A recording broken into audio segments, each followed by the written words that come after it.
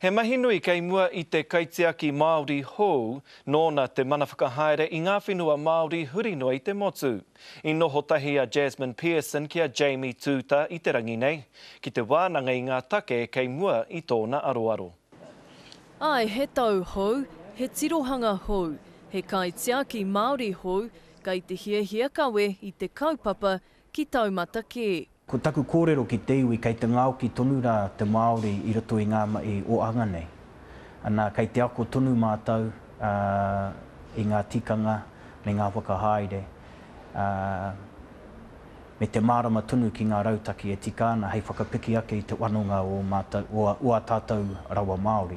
Heoi e hara ia I te tau hou ki ngā mahi tiaki whenua, a ka tahi anō a Jamie Tuta e kuhu ki rō whare, o tira kaore ia mo te whakapau wā ki te mauatu I ngā reina.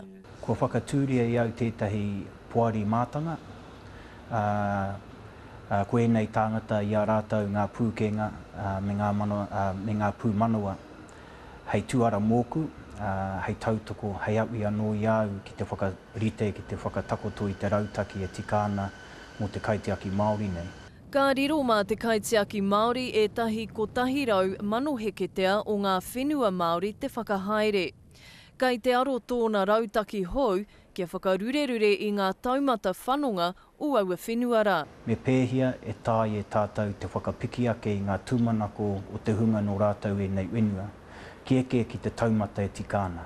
E rima kiromita e nei whenua Māori mai te pokapū o Pōneke, koinei ngā momo whenua kei te whakahaerehia e te kaitiaki Māori, hei tāna kāre anō kia āta kite I tōna ikeeketanga. Kia mārama te motu ānui I ngā mai o te kaitiaki Māori.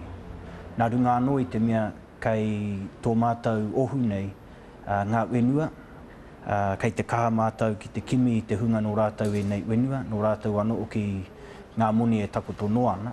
Ka puta te rautaki hou a te kaitiaki I roto I ngā marama e rua e heke mai nei. Jasmine Pearson, Te Karere.